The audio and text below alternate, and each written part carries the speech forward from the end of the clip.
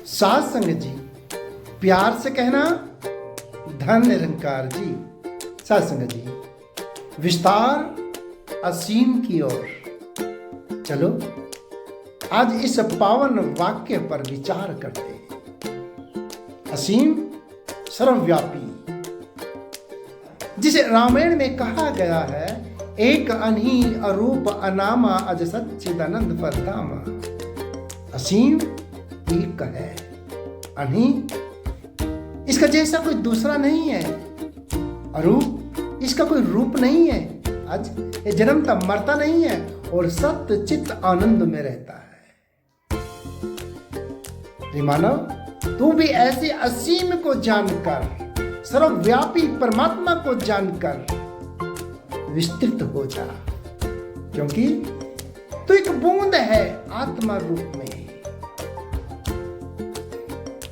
अपने परमात्मा को जान ले। तेरा रूप ठीक ऐसे है जैसे पानी की एक बूंद होती है और समुद्र में गिरकर समुद्र हो जाती है।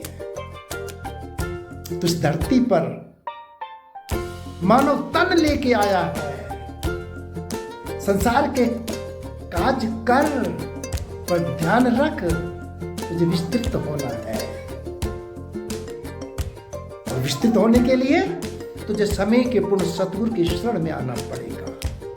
समय का पूर्ण सतगुरु पल में, क्षण में तुझे विस्तृत कर देगा, तुझे दिव्य दृष्टि देगा।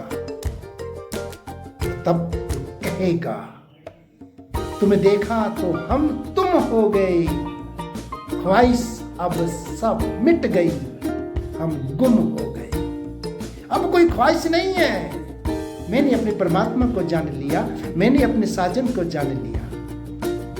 तो कहे उठेगा, पानी की एक बूंद की तरह जो समुद्र में जाकर समुद्र हो जाती है। कतरा कतरा था, तूने मुझे शहंशाही मुकद्दर दे दिया, और मांगी थी पानी की एक बूंद, तूने सारा समुद्र दे दिया।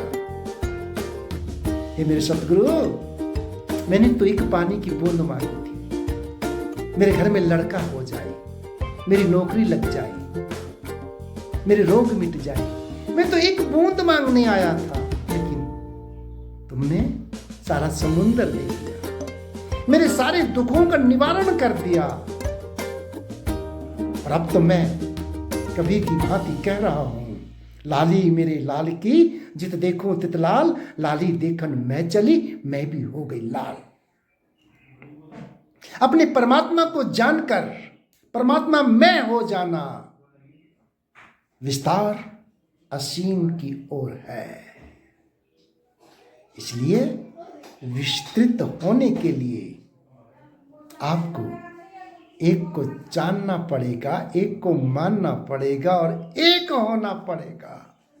और एक होने के लिए तुम्हें सतगुरु के चरण में, शरण में आना पड़ेगा, मिटना पड़ेगा।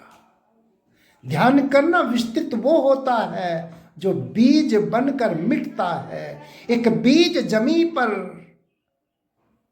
दबाया जाता है, एक बीज जमीन पर जाकर मिटता है, फिर वो एक वृक्ष बनता है, उसका रूप विस्तृत हो जाता है। ठीक ऐसे ही ये जीवात्मा रूप को यदि विस्तृत करना है तो अपने अहंकार रूपी बीज को समय के पूर्ण सतगुरु के चरण शरण में जमीदोज करना पड़ेगा। फिर ये जीवन यात्रा अनंत काल के लिए विस्तृत हो जाएगी, आनंद में हो जाएगी। तो आइए, ये जीवन एक परमात्मा को जानने के लिए मिला है, विस्तृत होने के लिए मिला है। बस सत्संग सेवा सिमरन करते रहें और सतगुरु के गीत गाते रहें। प्रेम से कहना धन निरंकार जी।